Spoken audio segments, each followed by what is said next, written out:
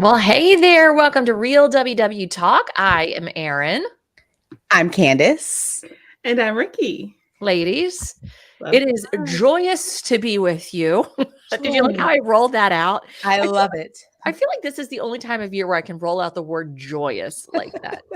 Otherwise, it's like she's in a mood. Now it's like, oh, it's part of the holidays. Let's love it. Listen, I'm going to keep using that at least until December 31st at 11:59 p.m. You can Okay. stop using it when you take down your tree. So if you Yeah, want a tree that up, works. that's the hint. I didn't even put a tree up. I don't even have time because I can barely do my own laundry. If I have flowers that die in my room and sit for forever, why in the world would I purposely put myself through the drama? I have someone else who decorates and I will cheer her on. God bless my mother. Yeah. Well, and I have a 2-year-old, and everyone is so very upset with me because I refuse to put a tree up because he's taking everything and throwing it at the TV. And I'm like, we'll go visit Christmas trees, we'll go to other people's houses, but I'm not doing it because it's just for my mental health. You guys can come see mine. Yeah. Rikki, do you have a tree? I do. It's it's an artificial tree. It's what I'm used to. It's small. It's not one of those really tall ones. So, from some angles, it looks kind of like the Charlie Brown tree. But you know what? It's mine, and it's beautiful. And you're better than both of us with that one. Just So there you different. go. Well, look, we've already unofficially kicked off the Real WW Talk Q&A episode with that. Dive right in. So today we're careening into the New Year's, basically what's happening. So we are taking your questions for us and we're going to answer them. So, you know what? I know Christmas was over yesterday, but we still have this week, this time, right? So this is a question from Charlotte and she said, "What is your favorite Christmas movie?" Let's do that. Do you have a favorite?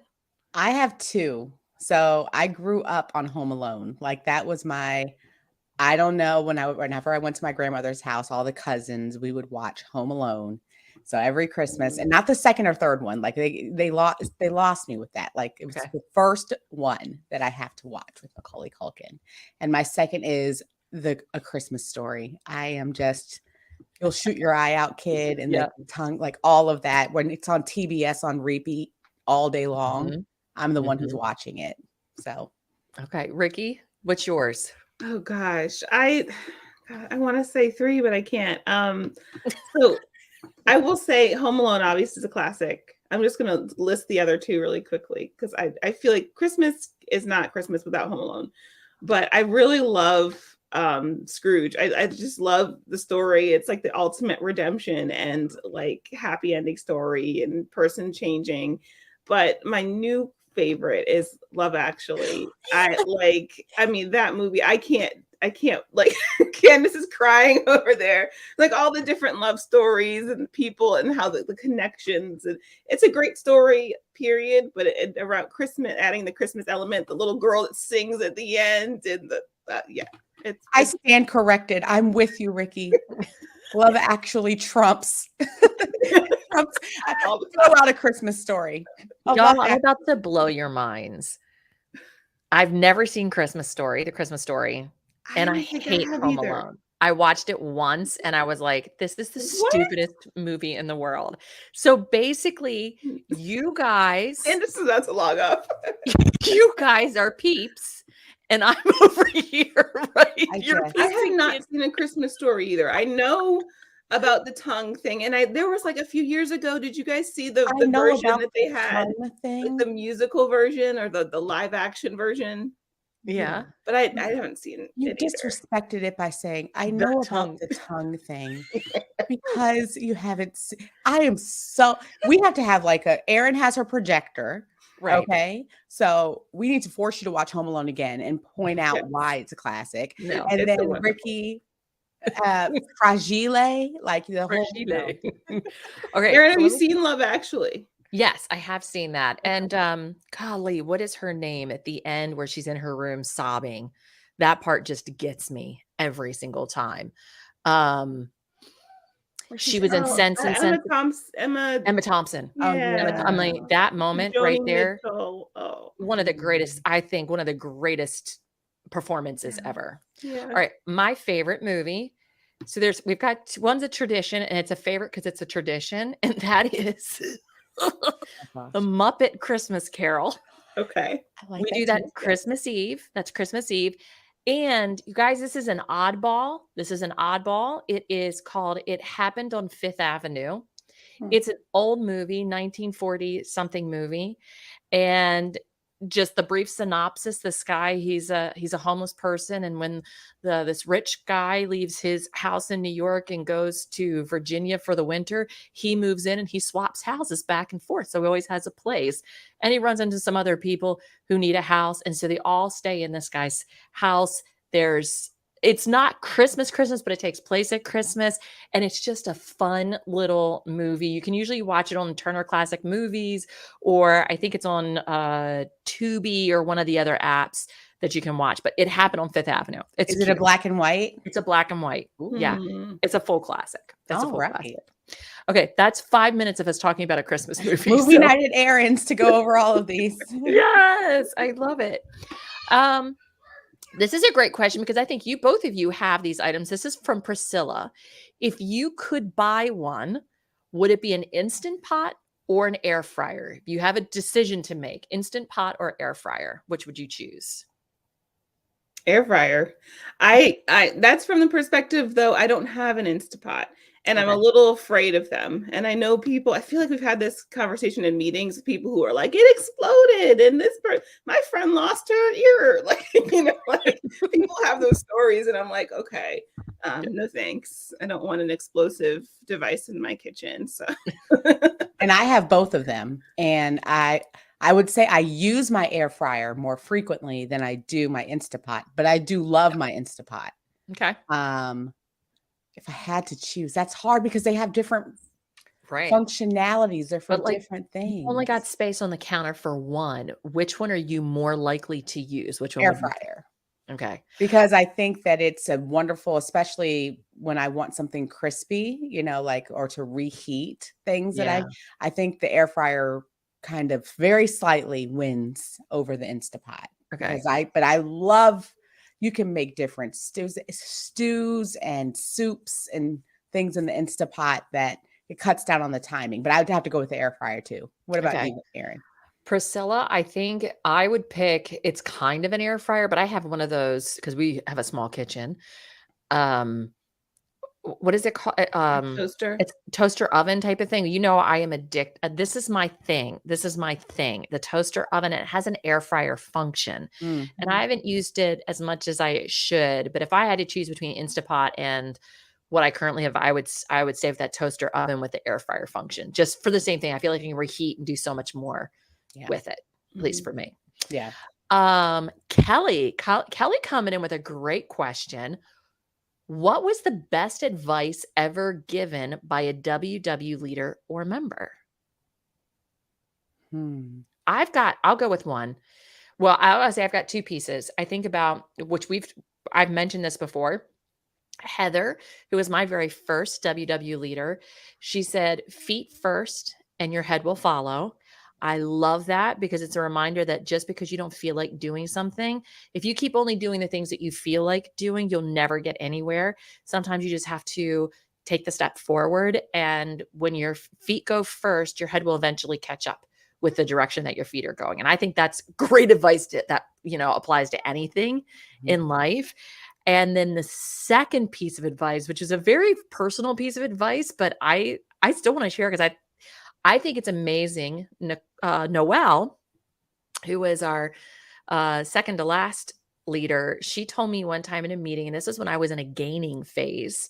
And I'm, most of the time, I speak up and have a lot of advice and things. And she told me after the meeting, she said, hey, I always love the things that you have to offer, but you're not taking your own advice right now. And I think it might be good for you to not speak for a while and to listen. And I was like, oh, and I loved her. And we had that relationship that she could say that stuff. And that meant so much to me that she said that.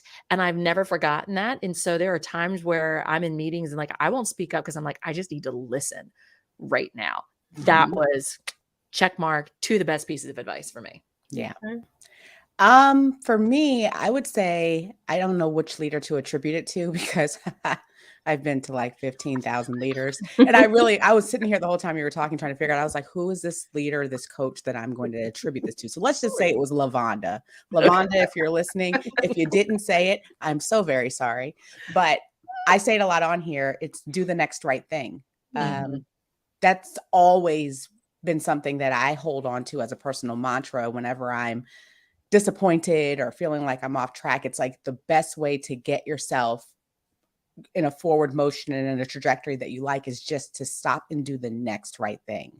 And also, we'll say Kelly as a leader. I don't even know if I know a Kelly, but we're going to say that Kelly told me that this is for life, and to treat the program and to treat the choices that you make as if there's no end. There's no end to this.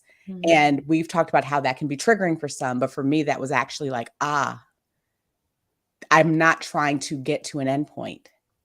This is actually what I am trying to do until I die. And so therefore I can make it a lifestyle and I can figure out how to make that work. So those are two of the pieces of best advice that I got. That's great advice. Rikki? So one of them was more of a like kind of a catchphrase rather than advice, but Fran used to say, one of our wonderful meeting members used to say, like, I'm a crock pot. Like, some people are microwaves. When they lose weight, they come in and they're out the door. Like, you're like, didn't you just start here? And they're like, I'm at goal. And, you celebrate with them, but you're also like, wow, that was, you did that. You did it in a short amount of time. And so some people are those microwave weight lossers, and some people are crock pots. And that's been my experience. It's been a long journey and it hasn't been easy, but I keep that in mind. And just on that note, another thing that I hold on to was more a quote that used to be, or a statistic that Weight Watchers used to use that I haven't heard in a long time, but it was 85% of people, I think it was 85%, correct me if I'm wrong, who make it past the first 16 weeks of WW get to their goal. And I've held on to that with like, that thread for years, because, I refuse to be part of that minority that gives up. So that's what I've held on to all this time of like, I don't know when I'm going to get to goal, but I'm going to be that 85%. I love that. Yeah, I love you that mentioned too. Miss Fran, and that made me think of something else Miss Fran used to say. When you do the program, when you kind of do the program, it kind of works. When you really do the program, it really works. I just always remember her saying that. I love Miss Fran. Franisms. Love her. Franisms. Love her. Charlotte, what's the worst healthy thing you have ever eaten? I feel like I wish I had written down so many things. There's so many things that I've tried that I hated because I'm picky. So coming from me, this may not mean a lot because I'm picky. I have tried with the palmini noodles. I've even posted about them, and I've tried, and it's there's an aftertaste to them that I can't get over. I feel like there's probably things that are much worse than those, especially because you can put your sauces and things on it, but they still kind of have an aftertaste to me. But I know some people like them. I feel like, Candice, I know you eat with the hearts of palm kind of things. Not for me. I can understand it. Erin, what about you? I'm still thinking. I'm still kind of thinking here, but I'm glad you said that, Rikki, because that just kind of took me down another path. I don't know that it's the worst healthy thing, but I can tell you it's something that I've tried it a number of times. I've tried to give it an honest go, and I just can't do snow peas. It's so random, but I'm like, I just don't like snow peas. And no matter how many times I get them at the store, I'm like, I'm going to love them this time because I saw a recipe where they just look so beautiful and so vibrant, right? And so green. And then I eat it and I'm like, no. So for me, the worst healthy thing that I've eaten in a while has been snow peas. And I've just decided that I'm no longer going to spend money on them, and I'm going to leave them on the shelf for somebody who truly loves and adores and appreciates them. Yes, because they can't take the disrespect. Poor things. No, and I don't want to disrespect them. Yeah. No. Did you think of anything? It's two, but I can't take it to the level of like hate. I just really strongly dislike. I do not like the texture of cottage cheese. Like, and I don't know if that's like a healthy food, but something about them being curdled. Hey, it's and, like, zero. I think fat-free cottage cheese is 0 that points sounds right even now. worse. Okay, it's like that. Just something about that screams like diet Yeah. and ill. And I can't. Cottage cheese is having a resurgence right now in the TikTok world because people are taking it and doing like the old WW trick, which they don't know it's an old WW trick, but blending it up, which makes it real smooth. And if you mix a packet of ranch dressing into a container of it, it makes a really great high protein dip. I'm gonna So open my mind and receive that and hear it. And because in this year I've learned to be open to things, but I gotta tell you, that doesn't sound like a TikTok trend I want to try. The butterboard, I was all for it, but like blended cottage cheese with ranch dip doesn't excite me. And another thing that I don't have a reason, but I just think they taste like air I've never liked rice cakes. Rice cakes are another, because unless they're chocolate flavored with the Reese's whipped peanut butter that they had on top, but of course I have to find a way to make it 10 points when rice cakes They're taste just like a air. vehicle at that point. I've just never been. It's like when I take a bite of it, it's like, oh, that's air. see, I love rice cakes because they're a vehicle to something else delicious. But I love to take avocado, mash it up, and everything but the bagel seasoning on top of a rice cake. And But if you couldn't put anything on top of it, it was just a rice cake. yeah, I'd still eat them. And you'd be like, oh gosh, this is great. Yummy. I think she's saying yes. No, I just Lundberg Thins. They have a quinoa, red quinoa, and something other. And they're squares. And I had a box sitting up here that I was just munching on because you know what it is? It's kind of like popcorn to me. Popcorn doesn't have a lot of flavor. Popcorn is basically a vehicle for butter, right? Yeah.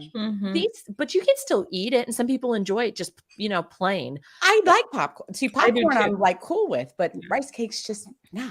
Yeah, I think it's because I associate it with like when you're on a diet, right? you eat this thing. Like cottage cheese and rice cakes reminds me of Iceberg deprivation. lettuce. To me, like iceberg lettuce. Yeah. Okay, I'm going to pivot this question. This is my own question.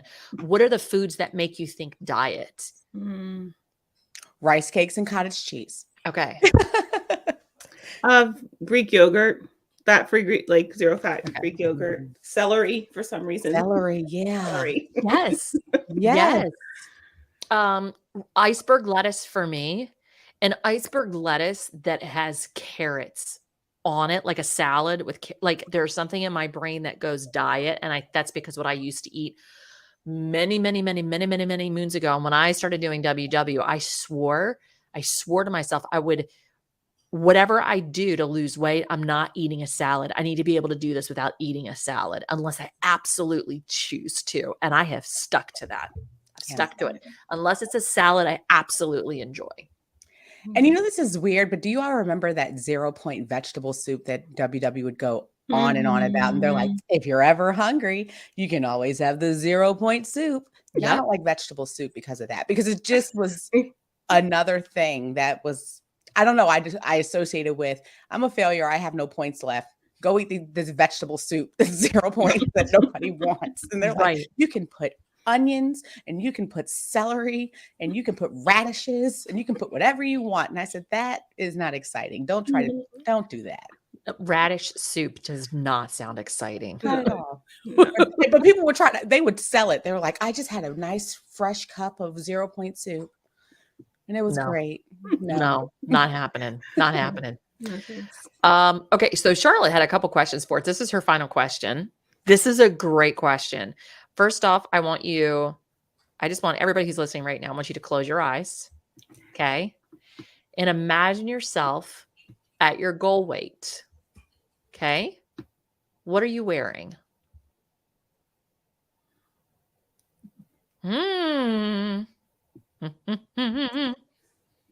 feel like I want to say some type of bathing suit that is more revealing than I normally would. Like, I don't know. Like, I've always been very, very self-conscious in swimwear and not. Okay. So I think I'm the one who puts on like all the cover-ups like in the world. So maybe something that's a little more, not just revealing, but just something that is more stylish, because I feel like I can be frumpy when I don't feel confident. Okay. Rikki. I have this image of a red dress with like straps and, you know, fitted like in the bodice area and heels. Like I know that's a foot thing. Like my feet are just not, they don't like heels, but I think it's easier to wear heels when you have less weight on your body. So just a fancy dolled up look. For me, I can't tell you when I picture me at goal weight that I'm wearing anything different than I am now. And probably that is because, and this was even when I weighed 50 pounds more, I worked really hard there was a mental shift that had to happen in my brain that I was worthy of wearing the good stuff no matter my weight. And I love like the body positivity stuff where we are now and, you know, clothing type of stuff now.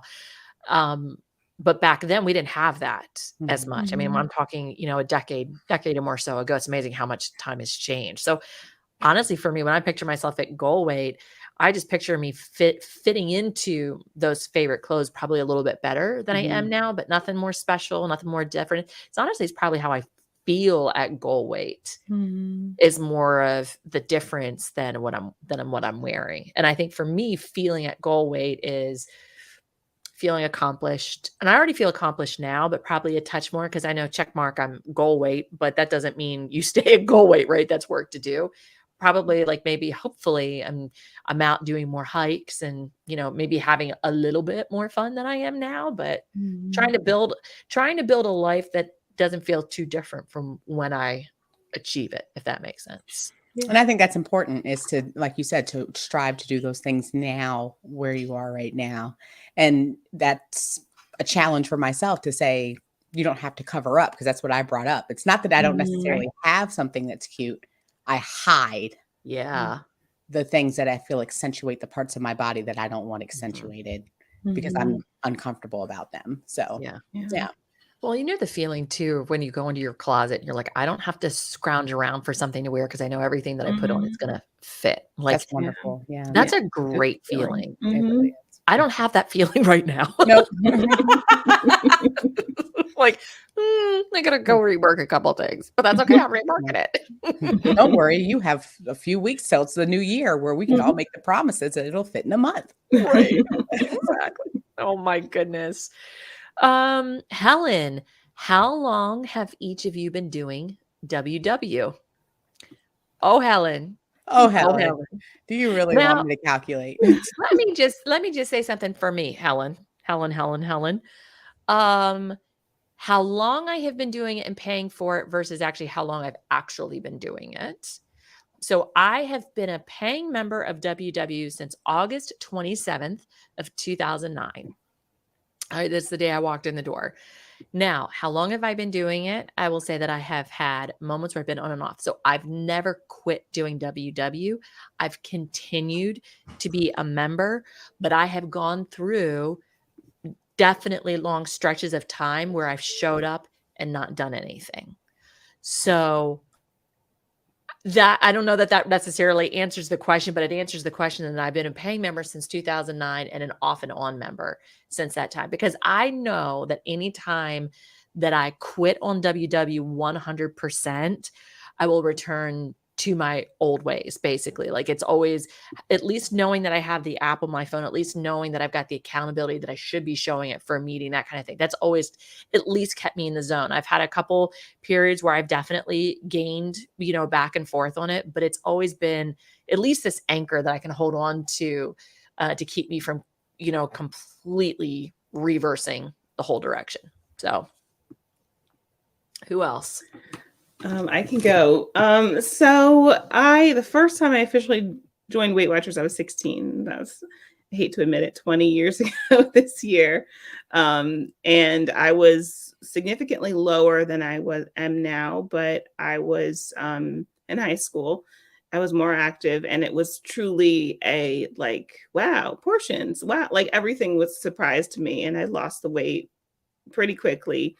Then I went to college and didn't do Weight Watchers and everything. Like just the freedom of like being able to choose my meals or eat late at night, or just be away from home really. And then the emotional things that happened. I lost a family member that first month of college, and I was away from home. Like all of that emotional stuff that happened at the same time as me gaining that food freedom, if you will. I gained a freshman 50, I think it was something pretty massive. And it's been a struggle since then, but I was off and on Weight Watchers. I think I did it once in college. And then I rejoined when I came back, which was around 2009, around the same time Erin's mentioning. And it's been, you said it so well, Erin. It's been an on and off, like I haven't quit. I've been paying since then, but I'd lost a significant amount and gained it back while paying. And I'm in that moment of attempting to re-lose it for the last time. Mm-hmm. Mine. Well, I joined for the very first time when I was a sophomore in college. Sophomore or junior. I don't really know what age are you when you're a sophomore or junior in college? 20, something like going on that. 21. Yeah.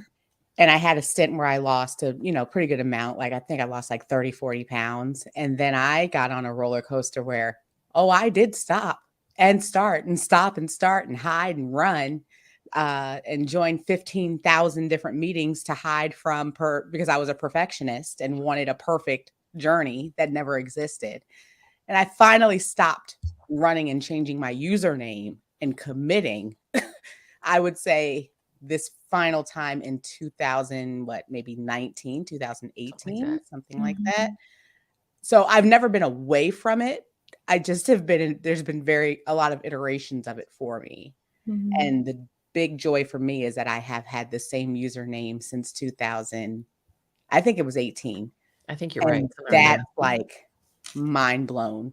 That's great. The funny story is my husband thought I was catfishing him because I had so many Gmail accounts that were associated with me. Because I felt like you had to have a different Gmail account to sign up for Weight Watchers under a different username.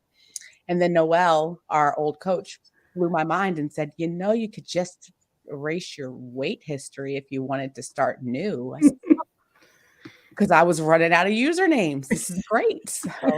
Candice, when we were trying to, we have a little thing that whenever we go on to connect or somewhere, we post, each of our informations. People want to see our page.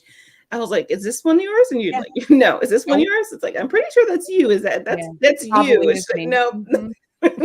And it's a shame. It's a shame. And I was like, this is how I know I need therapy. That was when I reunited with my therapist. I said, I have a problem. I am addicted to restarting.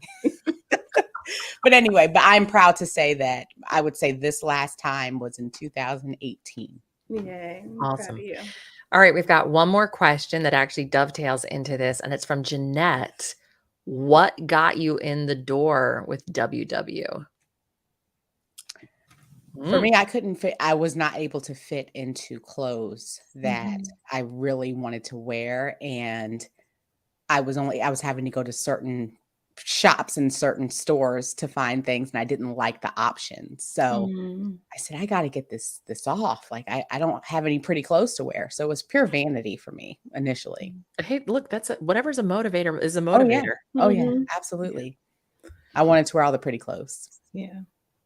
The first time around, I was 16 and I didn't have a choice. My mom took me there, drove me there. It was no choice.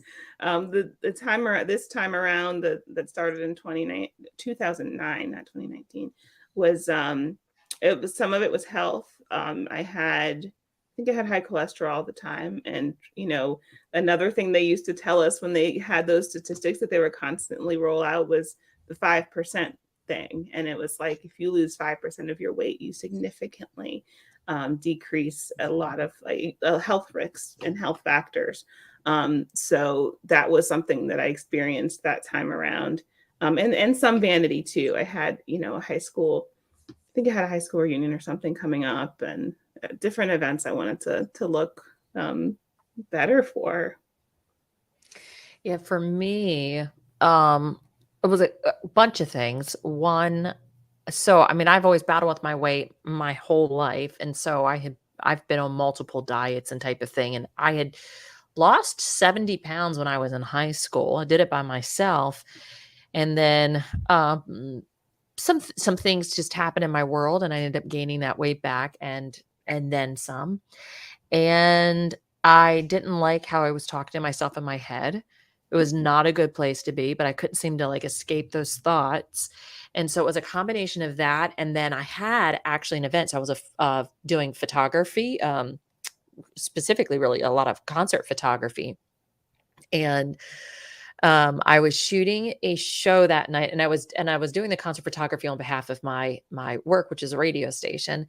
And I was shooting a show that night, and a listener came up and wanted to tell me something amazing that was happening in his life that was a result of listening to my radio station. And so I had stepped out to kind of just catch a breather, because I'm carrying around 15, 20 pounds of camera equipment.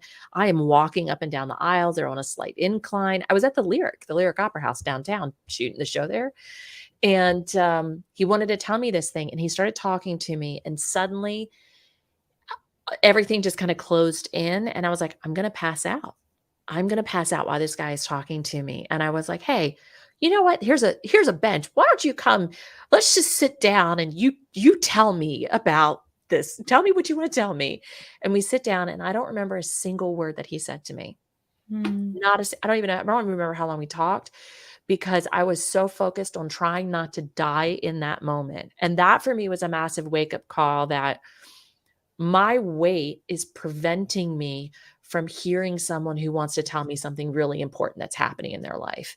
And I need to get that under control so that I can go shoot a show and then go listen to somebody tell me something good that's happening in their world, and not think I'm running out of air and dying. So that was the thing that got me. And then also plus, I could sit and balance my laptop on my stomach, and I was like, that's got to go too.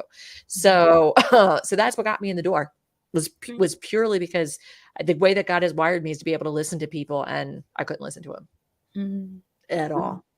And those are still, it's just, I love hearing kind of the things that brought us there, because it's a good reminder, even at this stage of the journey, like, yeah, there was something that's something I can understand, not being able to breathe and being like, oh my gosh. Right.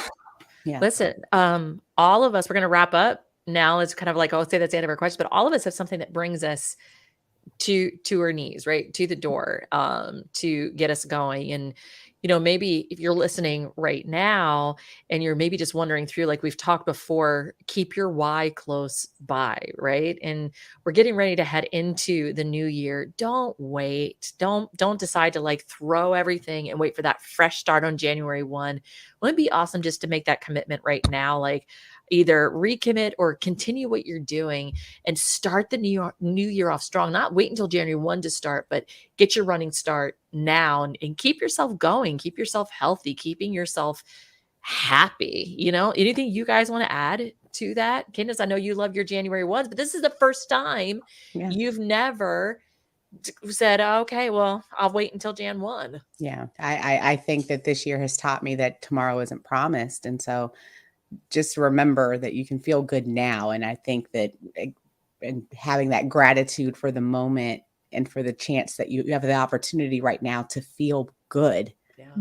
Because with every choice that you make, that is a win for you, like towards your health or towards your goals, it'll make you go into the new year or even the next day just a little stronger. And that's all we want, is just, you don't have to have all these massive changes. We're just looking for little things, little pearls to kind of get you to the next step.